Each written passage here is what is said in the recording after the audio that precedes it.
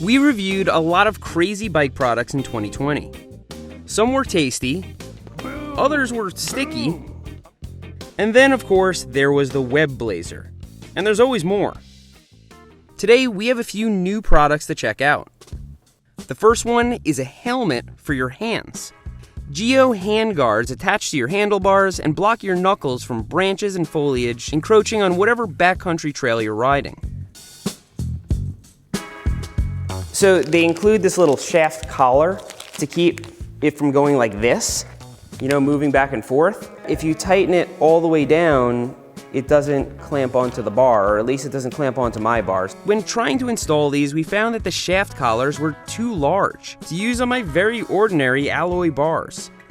And the expansion plugs were too small to work on Pat's not so common titanium bars. That's what keeps it from moving up and down. I think we're bottomed out though.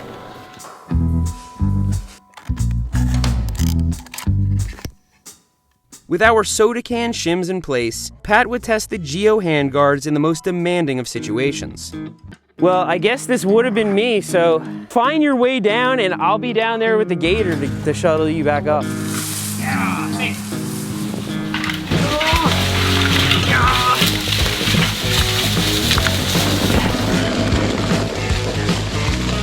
Still pretty safe. Still.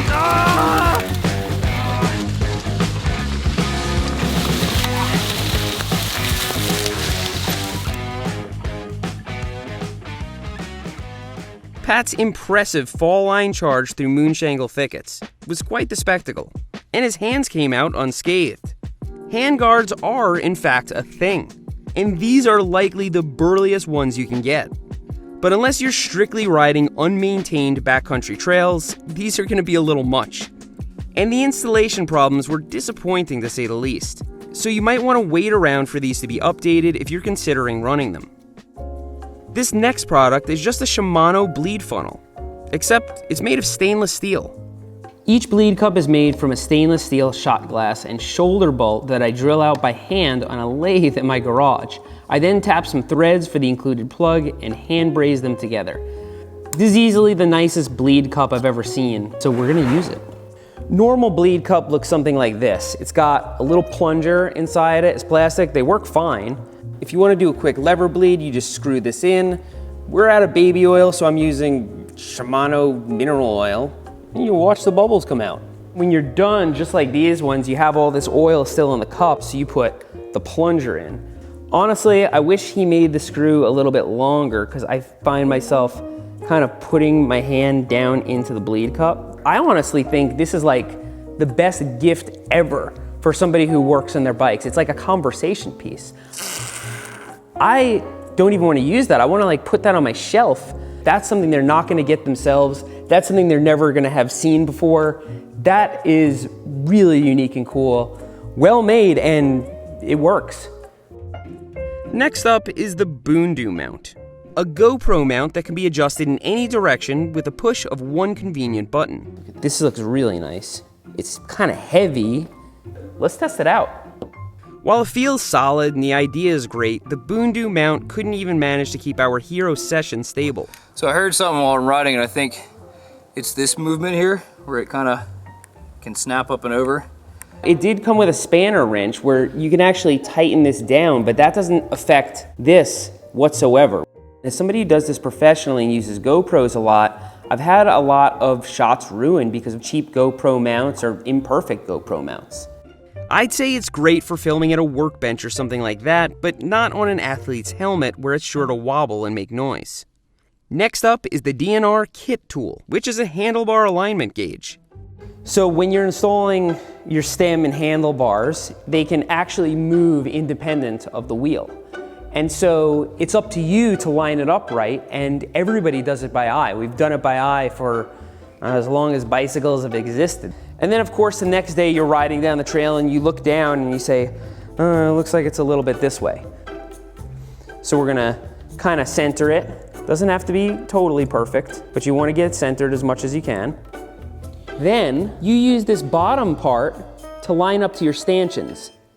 Okay, it needs to come a little bit this way. It's perfect. Yeah, they are. That really works. Sometimes you have a really picky customer, they might second guess you or they might insist that it's not straight. And if you use this gauge in front of them, argument over. So the DNR kit tool does exactly what it promises, in style. Nevertheless, most will still choose to approximate their bar alignment like we've been doing since the dawn of recorded history. Here we have the Sound Helm, a stereo system for your helmet that promises a private, open-air listening experience. You don't want to be that guy with the Bluetooth speaker on the trails, right? Where does it go? Does it go up here? Yeah, it goes just like that. That's actually more solid than I was expecting. So this is supposed to go on and come off with an adhesive. I guess you plug in your helmet. The whole helmet gets plugged in. The whole helmet gets plugged in for charging, yeah. Plug in your dropper post, plug in your helmet now. That's like pretty loud to you, right? Not really.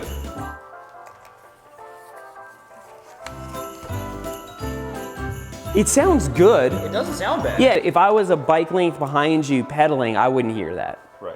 You know?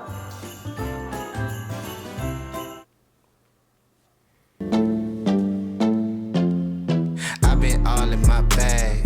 You been all in my business. You be all in your feelings. Let's pick something that's not so aggressive. If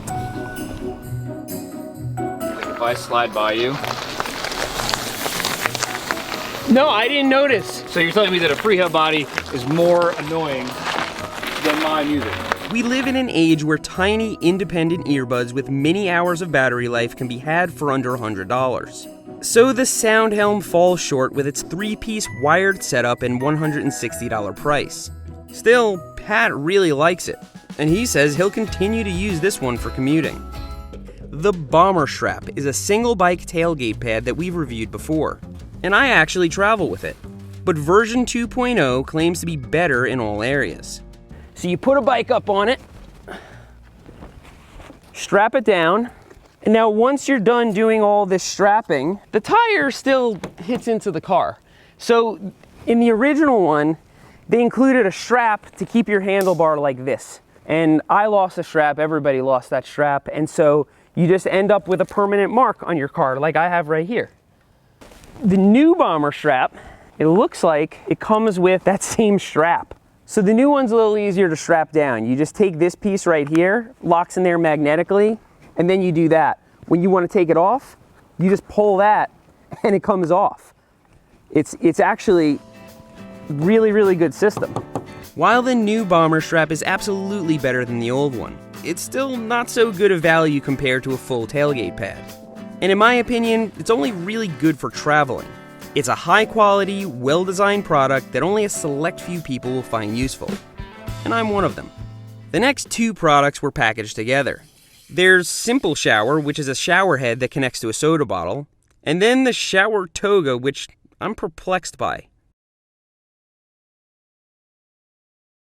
I'm still trying to figure out what this is even for.